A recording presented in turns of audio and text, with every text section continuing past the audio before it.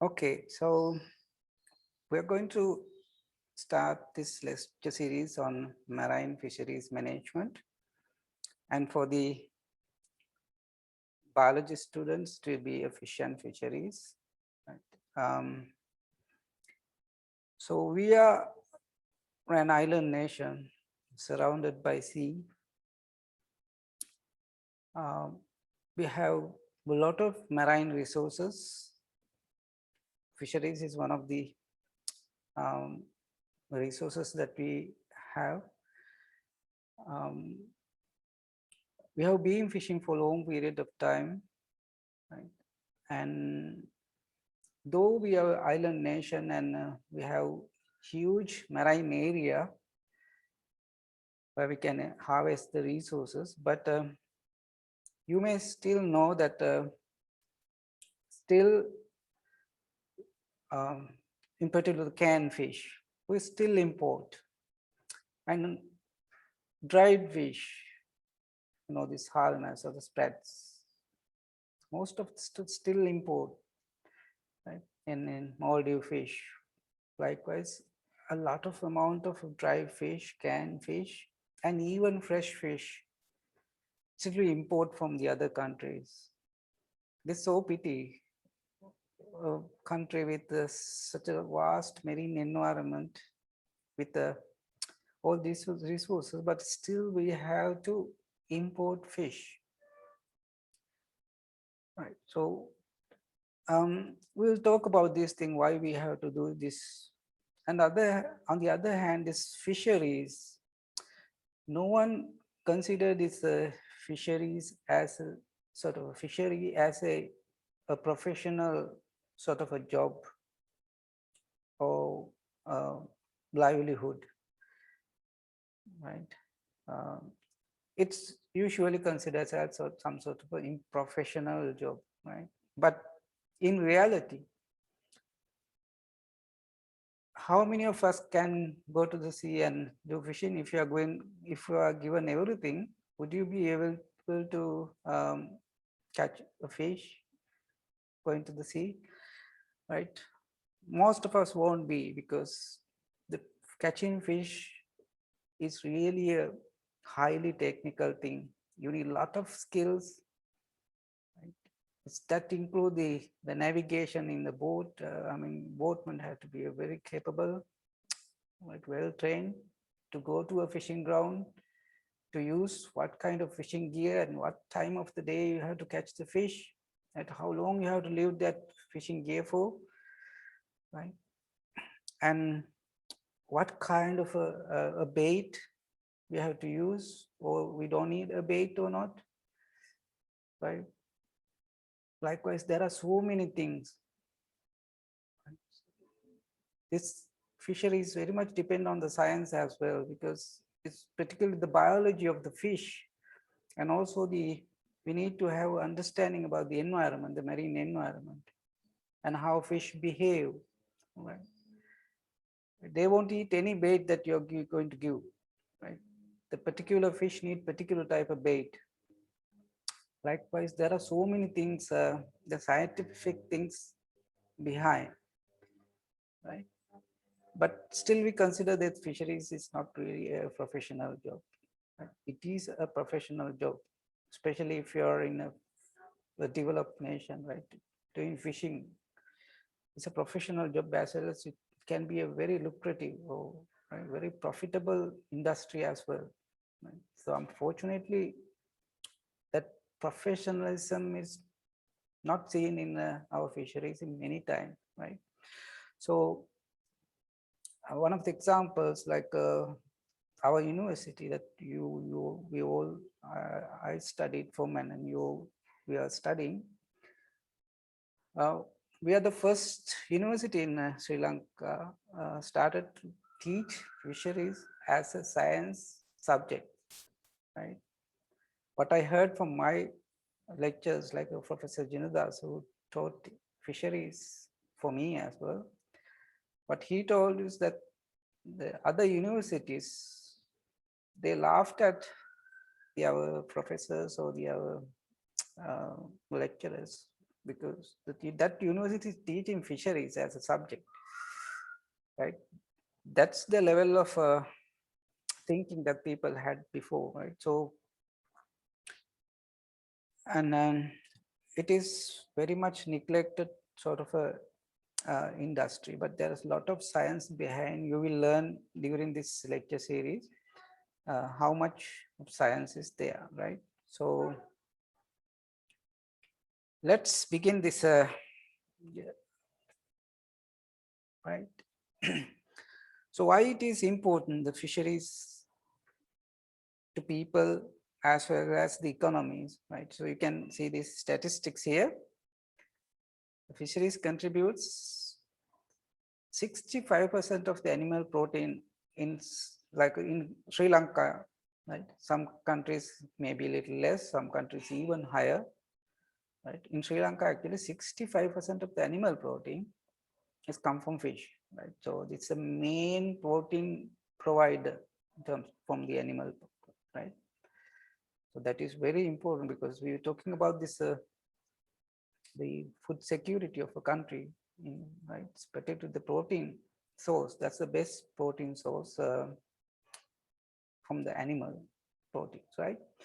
And employment opportunities, right? There are around 220,000 active fishermen, right, and 350 associated, like the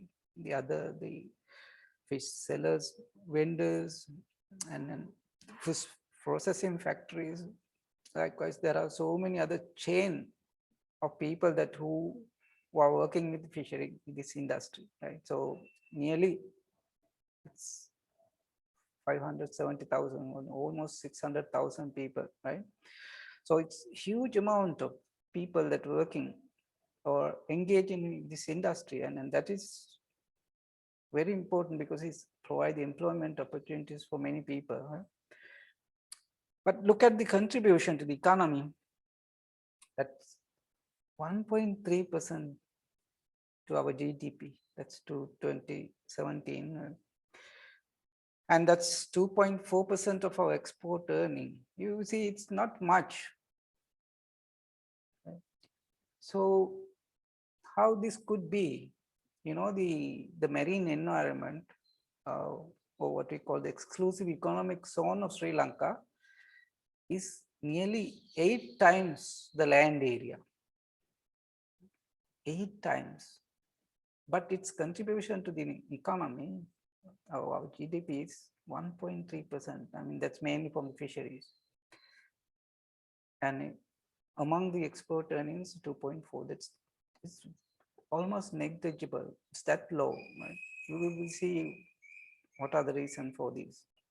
On the other hand, how much this sector contribute to the food security of the country. Now, these days, we know that there is, because of that, the problem with the ship. Now, there is a lot of concern about should we eat fish or not. And these actually badly affecting the food security of a country. If the fishermen started or stopped catching fish, that badly impact on the country's food security. Right. So we have to consider the sustainability. We have to maintain the sustainability of this industry. It's very important. Number one is the nutrition, or that food.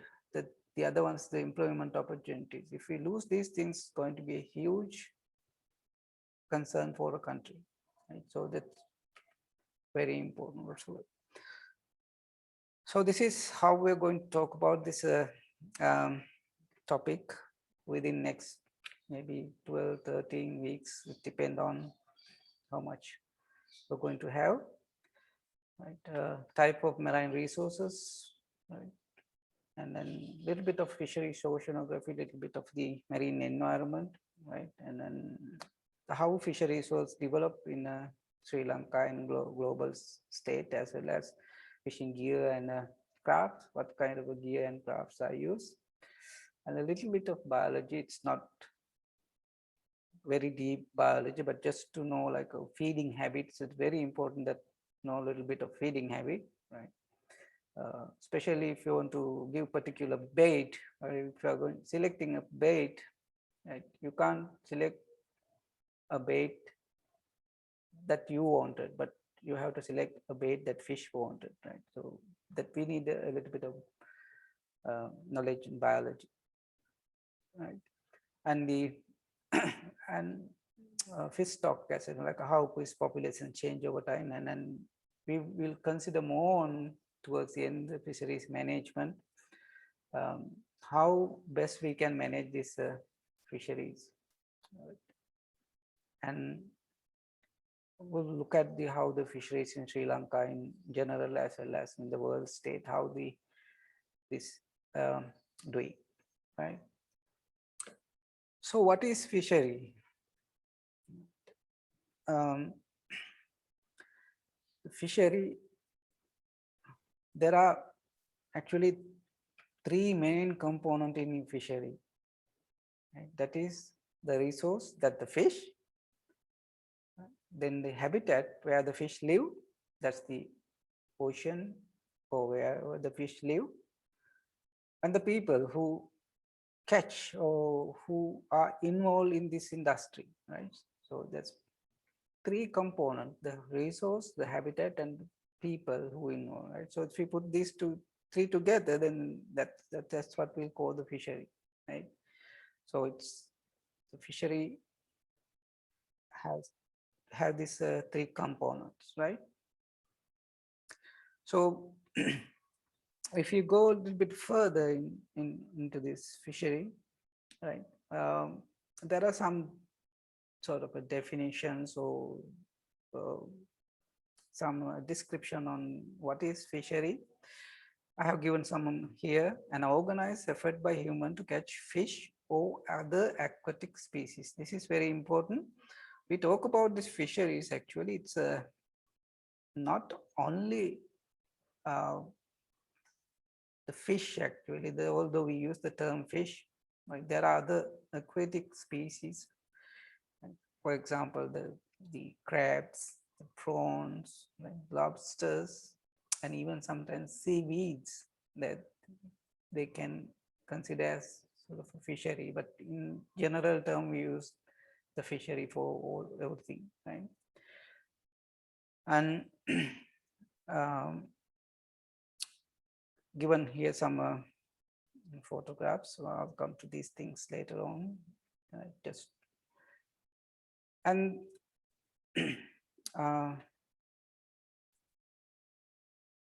let me play a video.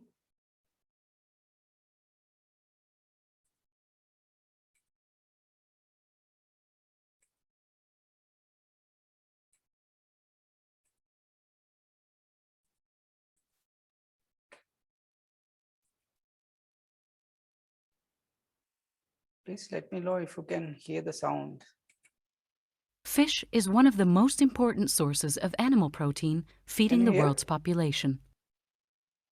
Fish accounts for nearly 17% of global protein consumption. And in many developing countries, over half of the protein consumed is from fish. An estimated 200 million people are directly or indirectly employed in the fish and seafood industries. As a vital source of nutrition and jobs around the world, it is critically important that fisheries are utilized and cared for responsibly and ethically. So, what is a fishery? A fishery can refer to several things. Fishery Definition 1. In many contexts, a fishery is a geographic location where seafood is caught, like a particular part of an ocean, for example. Fishery Definition 2. A fishery can also be a seafood breeding facility, sometimes known as hatcheries or aquaculture farms. Fishery Definition 3. Fisheries often refer to commercial seafood harvesting operations, ranging anywhere from a single professional fisherman to an extensive fleet of fishing boats. Fisheries can also be classified by the type of seafood species caught or raised, catch methods, and the class of boats used for fishing. In 2014, fishery exports from developing countries amounted to $80 billion. That's a higher net trade revenue than meat, tobacco, rice, and sugar combined. Given the seafood industry's enormous impact on the economy, health, and well-being of millions of people, overfishing of fisheries is a serious concern. Close to 30% of global commercial fish stocks are considered overexploited, and nearly 60% are producing catches at or close to their maximum sustainable yield. Overfishing leads to the depletion of fish stocks to unsustainable levels. In other words, fish reproduction can't keep up with the amount of fish being caught. This impacts marine biodiversity and ocean health, economic vitality for communities and industries, and food security and nutrition for the world's growing population. So, who looks after fisheries? Many fisheries are overseen by RFMOs, or Regional Fisheries Management Organizations, which are international bodies of countries with shared interests in managing and conserving fish stocks within their respective regions. The focus of RFMOs vary.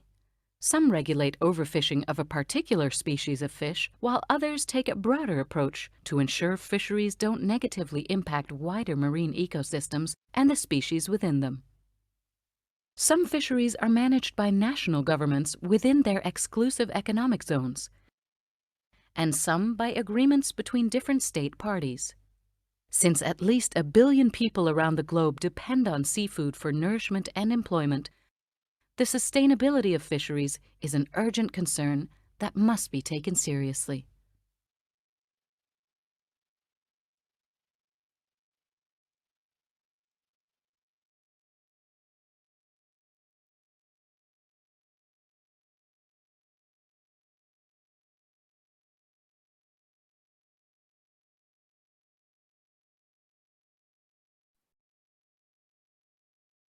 Right.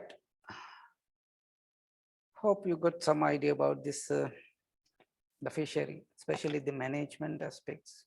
You see from that video, the fisheries is actually a global business. Right? There's a huge money in fisheries industry. I'll show you later on how much money involved in this industry, especially in the developed nations, some countries.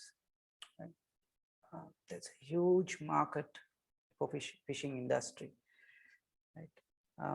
So that's where we have to have a serious concern on this subject. Right? So let's go deep into the subject. So when we talk about the fisheries, there are two types of fisheries actually. One thing we call the capture fisheries, or wild capture fisheries. The other one is the culture fisheries, right? The capture fisheries versus culture fisheries. The capture fisheries, that you go to the sea or wherever the fish are, you catch them, you don't do anything other than catching them. Right? But the culture fisheries, you have to grow them first before capturing. Right? So the capture versus culture fisheries. In this lecture series, we will be talking only about the capture fisheries, not the culture fisheries. That will be a separate subject. Right? So capture fisheries, all kind of harvestable, naturally occurring living resources. It can be both marine and freshwater, but in this series, actually, we'll be talking about the marine fisheries. Then the aquaculture, the cultivation of fish, other aquatic animals, as well as plants, particularly seaweeds. And as I mentioned before, the fish, there are two types of fish actually. One group we call the fin fish, the fish with fins. The others are the non-fin fish. That's the shellfish, not shellfish, right? It's shellfish, right? You know the term shellfish, and this is shellfish. That's the prawns, crabs, lobsters, and other. We'll call them as shellfish, right? But not the seaweeds. It's again something different. Right? So just familiar with these terms, right? So we have this capture fisheries versus culture fisheries, then the inland fisheries versus marine fisheries. But in this lecture series, we will talk about marine capture fisheries. So marine capture fisheries. So in marine capture fisheries, there are three subsectors actually. Inland fisheries, right? I'm talking about the capture fisheries, right? Capture fisheries. There are inland fisheries, coastal fisheries, and multi-day or offshore fisheries. It's coastal, or sometimes we call as single-day fisheries, and offshore or multi-day fisheries. Right. So again, we will be talking about the coastal single-day fisheries and multi-day fisheries, not the inland fisheries in this lecture series. Right? So make it clear, we will talk about the marine capture fisheries, which include both coastal and offshore fisheries. Right.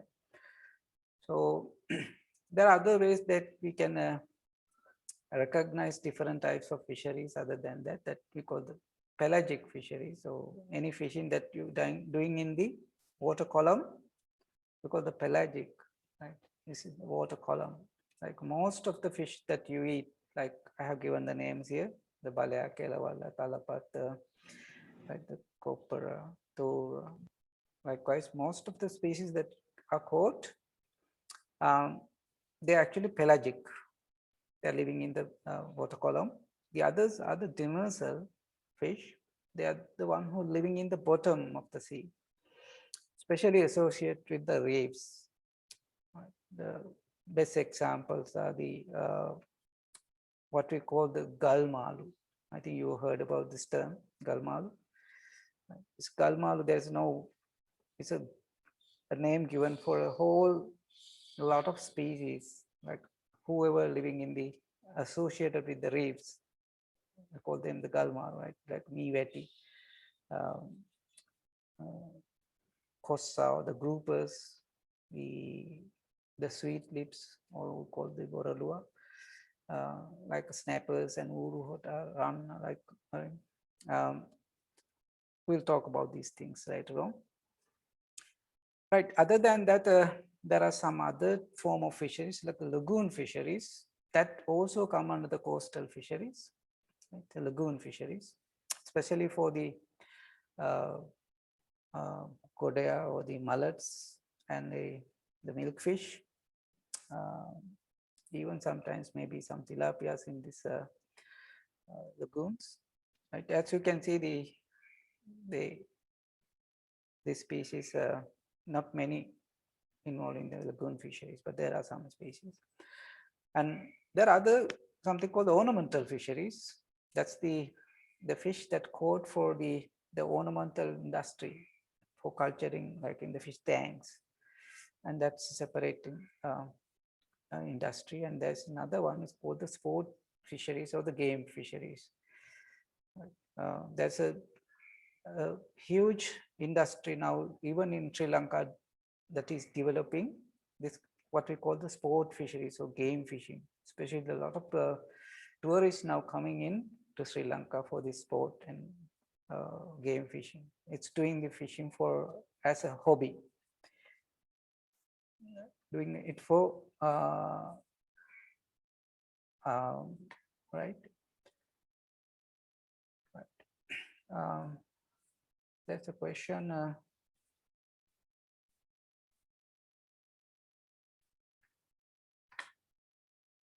But I have already turned off. What pේනවා වෙනසක් තියෙනවද slides වල? ප්‍රශ්නයක් තියෙනවා මේ සරිය blur වෙලා වගේ පේනවා. Let me do it again. Optimization එක නම් මම අයින් කරා. Let me see. දැන් කොහමද තමත් එහෙමද?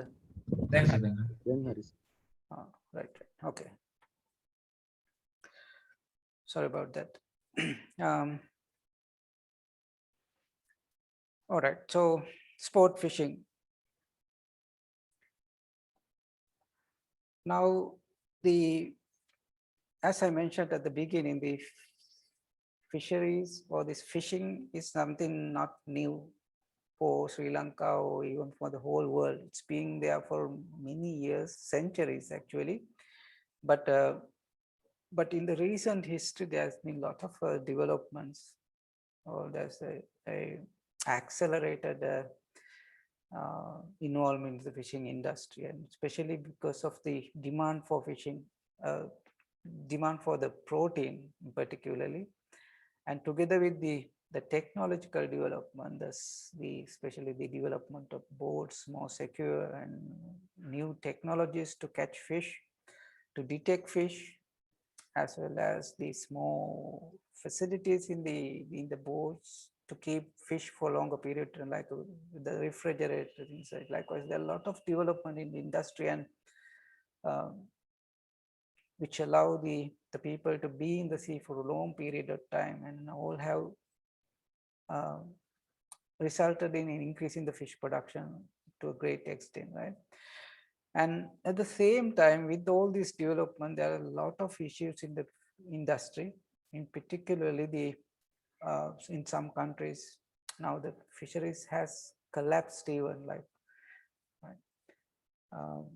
You might have heard sometime that there's a lot of complaint from the fishermen that the fish catch is declining. Even very recently with this, the issue with the ship, now they are complaining a lot of, partly it's because of the ban of fishing in some areas, but other than that, there are a lot of other issues, like people reluctant to eat fish because of this poisons or toxins that can be in the sea, right? So and I have put this some images here. There are some demonstrations even against some development, or like, for example, the Norachole power plant, the Lakvijaya power plant. A huge demonstration against this kind of a development, that the fishermen think that this development work really hamper or they damaging their industry. Right. Likewise, there are a lot of demonstration around many areas. But in reality, this is, of course, these things may be contributing to the issue, but more than that, there are a lot of issues in this fishing industry, right? Actually, the greater proportion of the problem is from the fishermen themselves, right? The part of the issue, actually, the major part of the issue is actually the fishermen, which they don't sometimes accept that one, but in reality, that is the case. Right? Now you see there's some fish on shore, right? We are trying to alleviate with the toxin that could have been in the ship, but at the same time now there's huge with this turtles, right? The turtle carcasses coming into the beaches. It's right on the western and southern beaches. There's huge numbers. So still no one knows the reason, and then some people blaming it that it's because the poison from the ship, right? I don't know personally, but so can it be the poison? What do you think? Do you have any idea why? What should be the reason for this? The turtles dying, and not only turtles, even some fish were dying, and there were some fish carcasses as well, the fish dead bodies as well. But now the biggest issue is the turtles. It's like not around the incident, but in a lot of areas. Can anyone guess, or what you have heard about this one?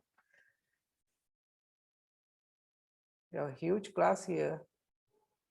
I think definitely there should be someone who knows a bit on this. කවුරු කියන්නකෝ මොකක්ද වෙන්න පුළුවන් හේතුව?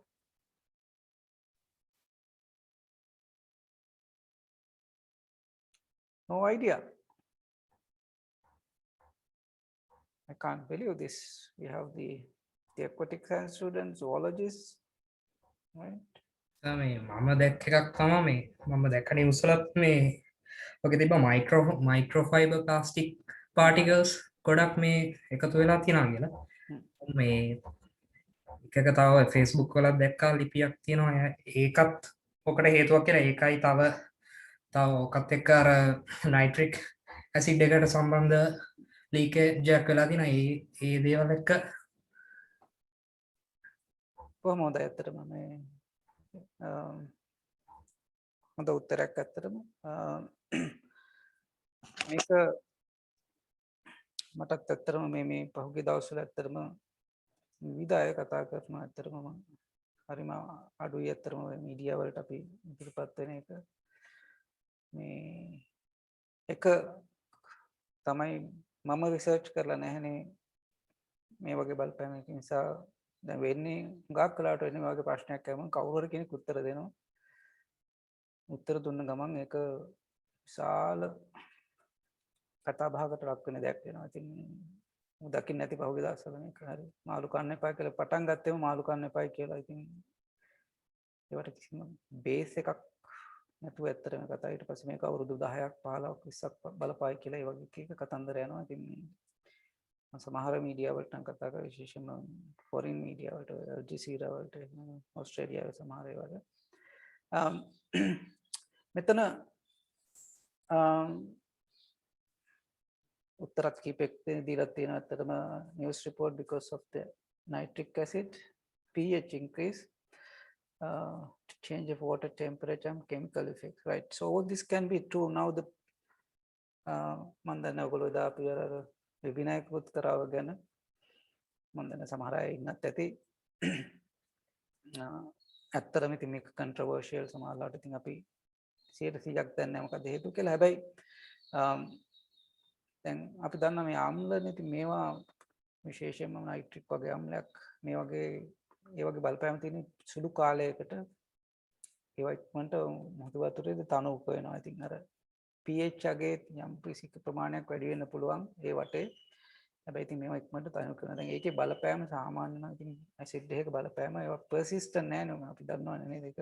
ඒක වුණා තනුක වෙලා වැඩි ඉවර වෙනවා. සාමාන්‍යයෙන් ලොන්ග් ටර්ම් ඉම්පැක්ට් එකක් ගැන හිතන්න අමාරුයි. බලපෑමක් නැහැ නෙමෙයි අනිවාර්යයෙන්ම තියෙනවා. හැබැයි ලොන්ග් ටර්ම් බලපෑමක් නෙවෙයි. විශේෂයෙන්ම මුහුද කියන්නේ හොඳ බෆර් එකක්. So the sea water is a very good buffer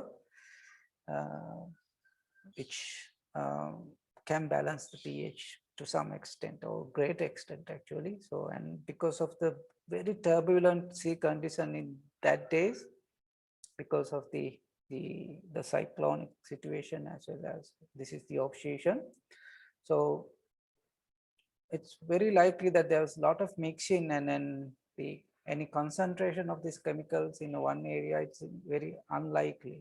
Now the other issue is if the cause is really the acid or these chemicals, there could have been a lot of fish dying than the turtles, because the turtles, there are very few numbers in the ocean compared to the fish. There are huge numbers, millions, right, or billions. So it would have seen we didn't see like a mass fish kill in around the area. It's here and there we show some fish dying, but it's not like what we call the mass fish kill. So scientifically, it's very hard to say that this turtle dying is something to do with the acid or these poisons. I mean, scientifically we can't think of, right?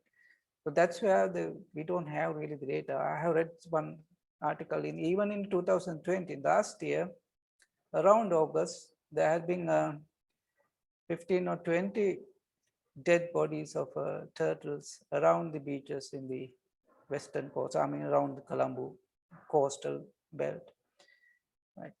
That without, I mean, there was no any this kind of issue, right? So that's the thing. The problem is like government institute, so they don't have any data of how fish die, how the turtles die, how many die each month. Especially after the what we call the off season, Varakankale, right? It may be not really because of the rough sea conditions, might have taken them to the beaches. We don't know, right? So, but we need to find exact cause, right? Um, um, we can discuss a little bit more later on these aspects. So that's why there's a lot of discussions on this matter. But we need to think more scientifically actually. I mean, you can give hundreds of reasons. And the other thing what actually I wanted to say is that, you know, sometimes one trawl net, one trawl fishing net, they can kill 10, 15, even 20, 30, 50, or 40 turtles in a single hole. You know, the trawl nets, the big, large nets. I'll talk to you about these things later on. A single net can kill many, right? So most of the cases that dead carcasses of these turtles actually come from these fishing nets. Right? We don't know really. It can be even because of the fishing net. They never say that they caught these turtles. They just throw them away in the offshore areas whenever they caught, and they can be coming to the shore. Right? We don't know. Right? I'm not supporting the ship, but we have to be very scientific, right? All right. Let's continue, right? Now, in this lecture series, right, there is a fisheries. Since it's fisheries management, we have to talk about a little bit on the management as well. Right? I hope some students are here who are doing management science as well. They know perhaps management than I do. But about fisheries management, we will talk about these things later on as well, right? And that management usually to minimize the impact to the fishery or the industry, as well as to improve the benefits to the society, right? So that's where the management is targeted.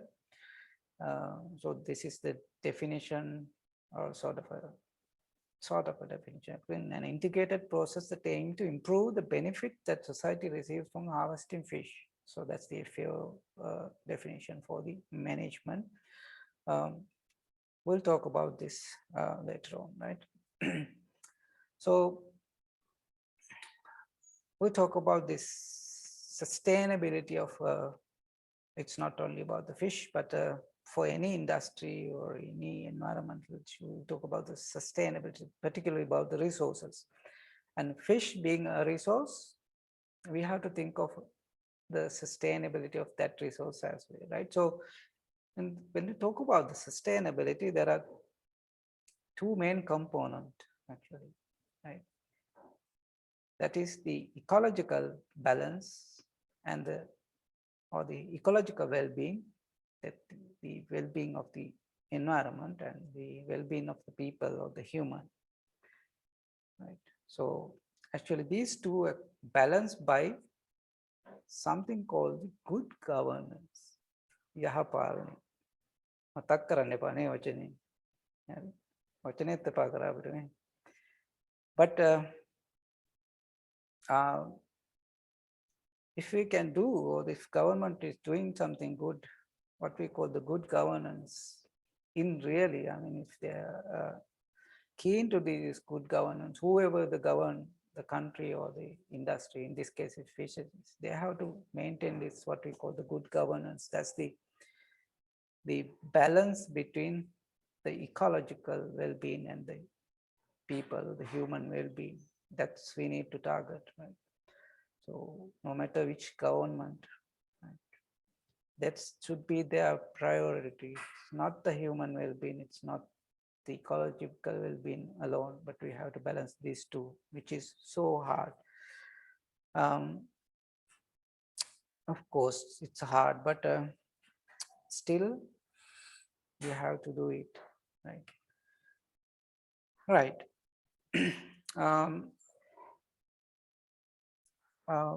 We'll talk about the fisheries management later on. I don't want to go into now, but since, as I mentioned, there's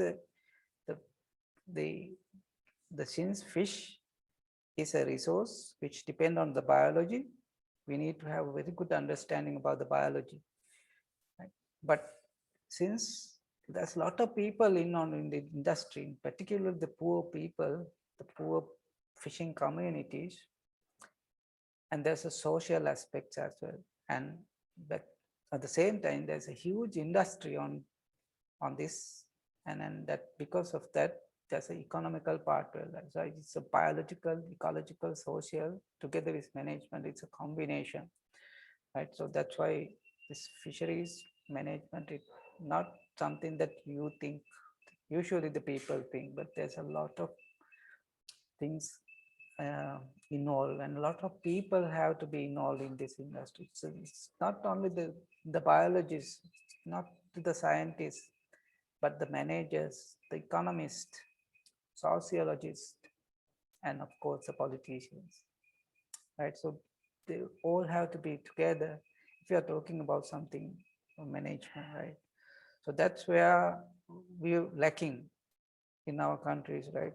There is no much science in our fisheries. There's not many people involved in the research in the fishing industry, right? Of course, there is some government institutes who has the mandate to do this, but we're not quite sure about whether they are really doing their job, particularly the right job, right? There are so many issues because, I mean, the government institute, they have no the power. Sometimes they are not equipped. They are not what you call they don't have the resources what they want to do. And the top of that, the people in the top position with the institute, they have their own agendas, they have their political influence, so they have to play with these things. So in reality, it's very hard for people to work in some of the government setups, right? So I don't know, talk. This is not politics anyway. Anyway, so there's a lot of issues, right? So if you look at how fisheries resources are managed, I mean, there's a lot of things involved. We'll discuss this in later. I'm just giving a like overview. Right? We need a lot of science here. We need research. We need a lot of data. And what is the stock status, or how the fish populations are and how they change over time. Right? That's where a lot of we need data, research data. Right? Like about the fish catch, we need long-term fish data. Right? It's not the data that get from the fishermen, but scientists, they have their own data collection, especially do some fishing, scientific fishing to collect data, right? And you need to have a lot of management plans, and this plan alone not going to work. We need a lot of policies, right? And need legislations, conservation and management plans. We'll talk about this in time. Not only that, we need a lot of actions to do that one, like a monitoring, how well they are doing, right? So this is the worst part of in our country, like no any monitoring, right?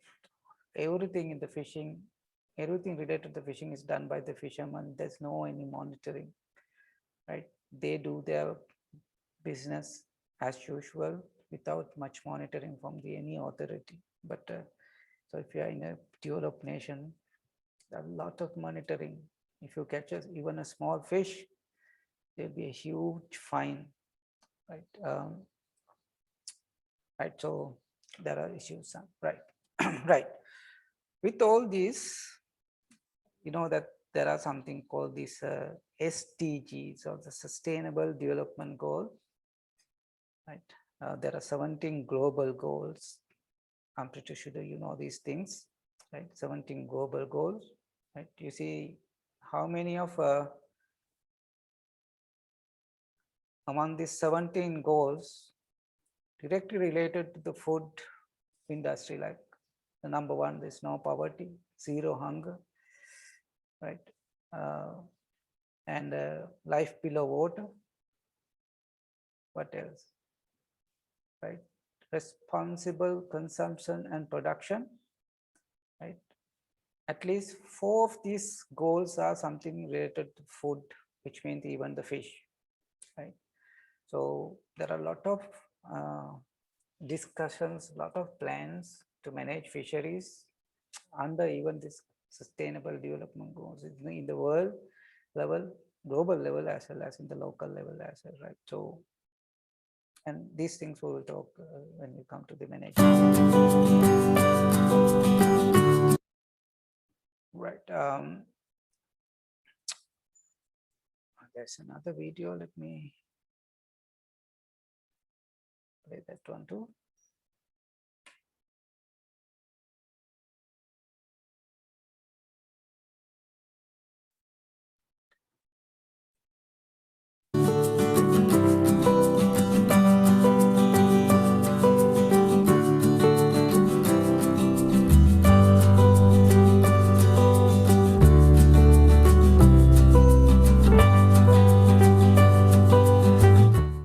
Hi friends, this is Manju from freshersworld.com.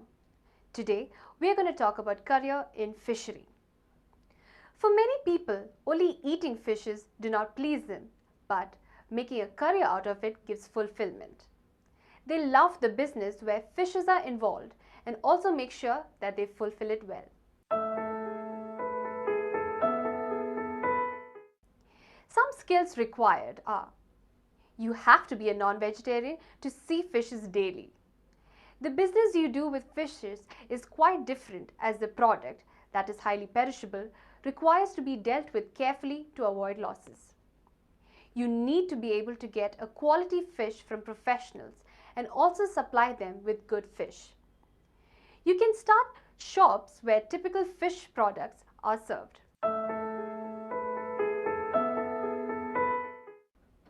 In India, it is possible to learn in deep about this job of fishes only at Central Institute of Fisheries Education in India. It is the only deemed university to give you a teaching on fisheries sciences in India. CIFE has managed to build a good name for itself, along with aiding in the smooth development of various fisheries and also aquaculture.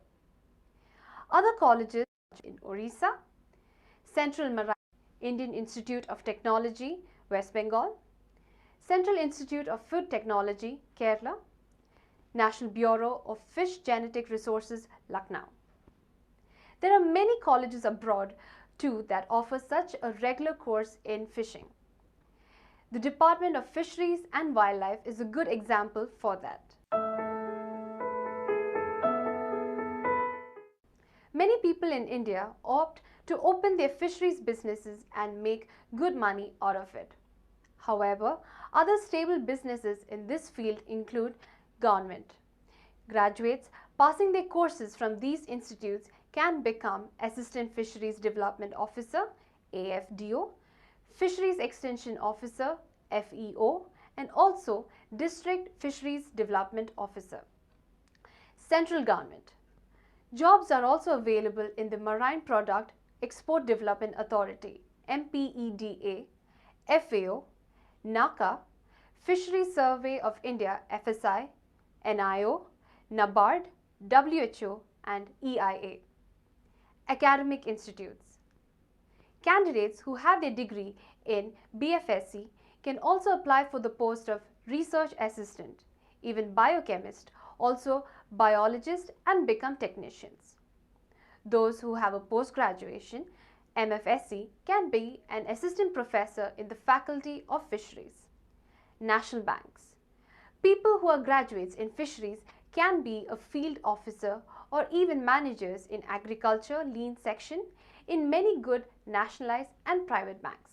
Private sector.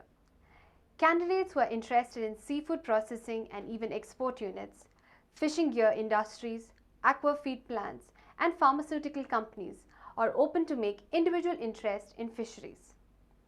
There is a great paucity of skilled manpower in the area of designing, construction, management of fish farms and hatcheries. foreign jobs. Job opportunities for professionals in fisheries are rampant in Australia, Japan, USA, Canada, China, and European countries. One can also try at aquaculture and processing sectors in many Gulf and African countries also. If you're a real fisheries lover, then participating in some deep sea exploration will also interest you. The government and World Bank give off money and subsidies for researchers and explorers to develop the fishing industry. Thus, the website freshersworld.com will help you a lot in knowing more about.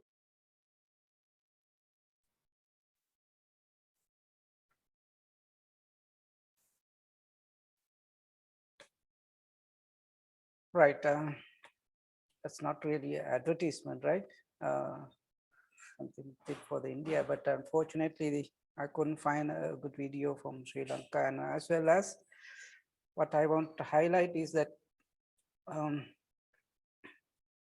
though we are island nation, again, how many universities or actually in Sri Lanka is teaching fisheries, right? It's only few, right? And then you see in India, how many institutes are there just for fisheries only, right? And the job opportunities, especially now, I mean, most of you will be interested in some job opportunities. There are a lot of job opportunities as well in this industry. Even in Sri Lanka, there are a lot of job opportunities in this particular field, right? That's something to think of, right? During the lecture here, we'll talk a little bit more on these aspects as well. One of the reasons actually I wanted to open this subject to the whole faculty is because, you know, the fisheries, there's a lot of statistical, mathematical things, especially when you talk about the population dynamics. We need a lot of statisticians, the people to do modeling and work, right? Actually, it should be open even to the mathematicians or the student doing the mathematics even, and statistics as well. This industry need people from different areas, right? So that's another thing. Okay. So when you talk about the fish or from the industry, as fishery as an industry, it's not only that fish for consumption or as food, but there are so many other products that can develop from this, say, based on fish. So you can see these images, right? It's not just for the food, right? But if you just consider the food, right? How many million tons of fish annually, right? You can see it's 86 million tons of fish. How many jobs, opportunities? I will show you later on the statistics, right? And other products that develop from based on fish, nutritional supplements, some cosmetics, and other byproducts. There are so many things, right? And how much like a revenue or how much money involved in this industry as sport fishing, diving, and tourism, aquarium trade likewise, right? And as I mentioned, the non-food products, for example, bioactive compound that can get from the fish as well as other seaweeds like agar and algae.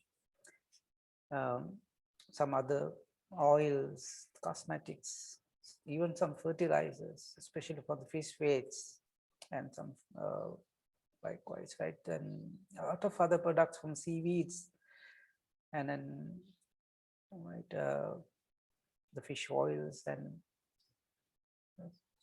so many numerous things that you can produce out of the fish and fishery.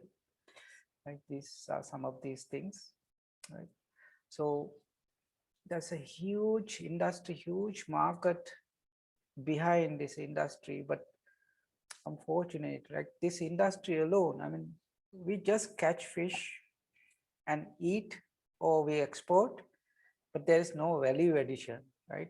So even for the same fish, you could have earned a lot of money by value addition. I mean, that's where we have to learn about this fishery management, just not to talk about the fish, but you as the science graduate, you can do many, actually even industries based on these, and you can produce some new products. You can develop new products right now using fish, right? All right. So there are a lot of opportunities for all of you, right? So if you go back to the little bit of history, I don't want to, I mean, it's not a big thing, but like there's a huge, I mean, a history on the fishing industry. You can see even the Stone Age, you can see some of the hooks and some fishing gear that have been using, right? About 35,000 years back. Still there, some people have been fishing. There are some fossil evidences, right? And later in the Bronze Age with some metal, some fishing gear using metal. So this is some of the hooks. They can be like 1,000 years old, but even today, some of the fishing gear or the hooks that are built very similar to these, right? Even after 1,000 years, we pretty much use the same, right? When you are doing practical classes, you will see this fishing gear, right? There are a lot of other evidences from the photographs and other sculptures and for evidence of fishing, like in China, about 2,000 years before, right? They have been using some boats, right? These drawings are there, right? And this is Dutch vessel in 1400 AD, about 1,400 years ago. Still, they have been using some vessels for fishing, right? And some sailboats being used in about 1,700 years before, right? And this bottom image, actually, the colorful image, where do you think that this one from? This is from Sri Lanka. It's Nigambu, right? It's not 1,000 years old. It's not 500 or 100 years old. Even today, if you're being around Nigambu, especially in the evening hours, you will see hundreds of these sailboats trolling for prawns just outside the Nigambu town, right? So if you have ever been or if you're around, you can see these things, right? It's one of the fascinating scene to see, like hundreds of these boats, sailboats, right from the beach, right? So as I mentioned, the fishing industry, there's a long history, but it has been like later on it become more industrialized. That's especially with the technology and the development of vessels more seaworthy. It became an industry, and there's a lot of mechanization in the fishing industry, right? Especially in the developed nations, but in Sri Lanka, actually, we still use very much simple methods for catching fish. There's no many mechanization. We'll talk about this thing later on, but in the global scale, there has been a lot of mechanization in this industry, right? I think in 1885, right? How many years now? More than 250 years, right? Steam trawler, which being solely used for fishing, right? And one of the thing with this fishery, like at the beginning of fishing industry, right, that people believe that the ocean is the vast thing. And then the catching fish by human being, it's not going to cause a huge problem. You see, you can read this paragraph. I don't want to read, but it says it's because of the huge, the ocean, even if you do fish, it's not going to harm the fish. That's how they thought. That was in 1883, right? So many years back.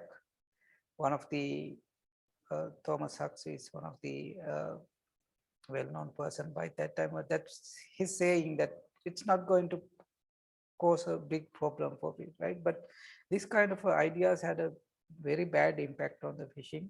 But later on,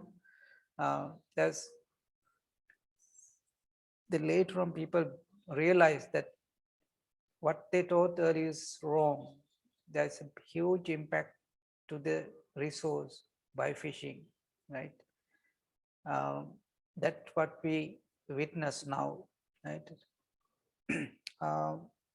And that's why there are a lot of people now complaining there is no enough fish in the sea. That when they were young, like now old fishermen now, they say that when they were young, there had been a lot of fish when they put a net, but now hardly they get any good fish catch, right?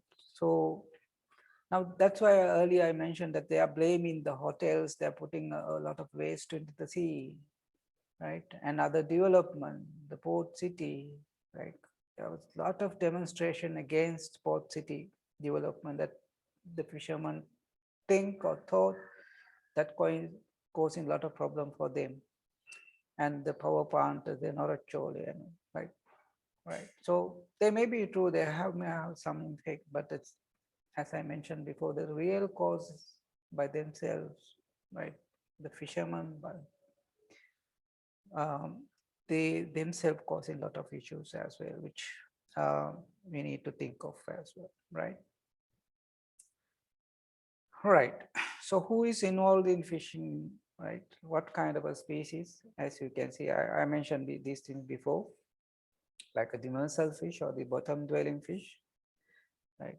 You see this haddock, flounder, flatfish, and cod. These terms are not familiar with us. Haddock, flounder, and cod. But in the global fisheries, they are one of the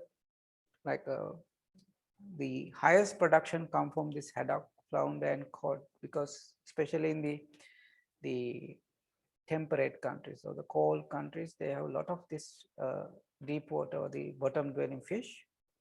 There's a lot of production come from them, but in Sri Lanka we have this what we call the galmalu, but not a huge production from them, right? But more common are the open water or the pelagic species in our countries. They are the small fish like anchovies, the hurula, the sardines or the saleo, linna, likewise the small ones, and then small tunas and the others, tuna like balayan, skipjack tuna, or yellowfin tuna, the mackerel, so the toru, like all these are pelagic. Other than that, the copra, sapara, and talapat, all the pelagic species, right? They are involved in our fishery, right? Right here, again, we can recognize three different types of fisheries. Actually, it's pretty much based on the economy, right? Economically, how economy alone in the fisheries, based on that, we can divide the fishery into three different segments of the component. The first one we call the subsistence fisheries, like one in the top, right? It's the subsistence fisheries. They catch fish just for survival, right? Just for their survival, and it's not to make any profit out of fish, right? Of course, they might get some profit sometimes, but their main focus is for their subsistence, for their just for their survival, right? And most of the fishing in Sri Lanka is actually like that. It's subsistence fisheries. There's a lot of poor people involved in this industry, So it's just for their as a subsistence or for their survival. The second one is the recreational fishing, like as you can see here, right? They just do fishing for fun, nothing else. Is as a hobby, right? Even the tourists coming into Sri Lanka for fishing, right? They do it for as a hobby, and they don't even they take them back, right? They catch them and remove it from the hook and throw them away. In most cases, they don't even die, just get a small wound or some injury, but they just throw them back to the sea. It's just for fun, right? It's a bit unusual, but that's how people enjoy life, right? There's a huge industry again for this recreational fisheries. And the third one is the commercial fisheries. That's targeting the profit, right? Or there's a lot of money involved in this commercial fisheries, right? So the subsistence fisheries, the recreational fisheries, and the commercial fisheries. These are the three main component, right? So the subsistence fisheries, there are so many different terms that we use. The artisanal fisheries, or sometimes we call the small scale fisheries, sometimes traditional fisheries, right? There are many terms that we use, as you can see in the bottom images, right? Using very simple techniques, they catch fish, and that's the small scale fisheries. So sometimes we call the artisanal fisheries or traditional fishing, likewise many terms. And the other one is the commercial or more large scale, right? Those large scale or mechanized fishing or industrial fishing or commercial, different terms used, but all together. It's large scale fishing, like in Sri Lanka, it's the multi-day boats. They are targeting the commercial or the industrial scale fishing, but most of the small boats, they are targeting small scale fisheries, right? Right. So small scale versus large scale fisheries. And in Sri Lanka in particular, we have this what we call the SSF, for the small scale fisheries. A lot of people involved in the fishing industry in Sri Lanka actually SSF, for the small scale fisheries, right? But now it's changing, like now some people are engaged more in the large scale or the commercial fishing as well, right? Right. As you can see here, see the small scale fishing is usually involve poor people, extremely poor people. Their daily income can be very few rupees, right? So we'll talk about these economic aspects also later on, but right, here there are some comparisons, like 3 billion people in the world rely on fish as a primary source. 260 million people directly or indirectly involved in the fishing industry. I see 260 million people. Imagine, somewhere, right? That's huge. $274 billion, right, in the world, right? In the global GDP, the contribution from fishing industry, you see, US dollar 274 billions, right?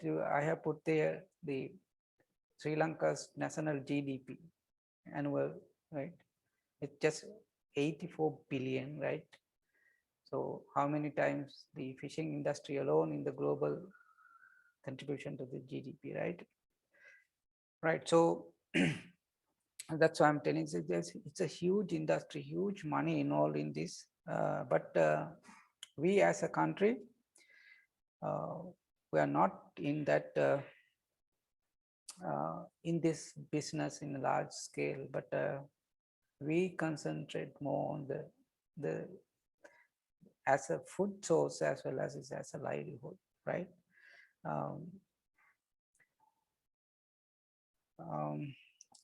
I think that's maybe enough for the today, right? In the next week, I will talk a little bit more into how the world situation, what is the statistics with the fisheries, and then we can go a little bit further into more deep into the subject, right? I hope you got something about the fisheries. In particularly, we have to look at this as a industry. It's not only the science, there's a lot of economics and the management together with biology. So that's why it's a very good subject for scientists to work, especially scientists with the multidisciplinary areas from biology to statistics to mathematics, perhaps even the physics streams, right? Right. Hope that's enough for the day. Any questions or comments from you?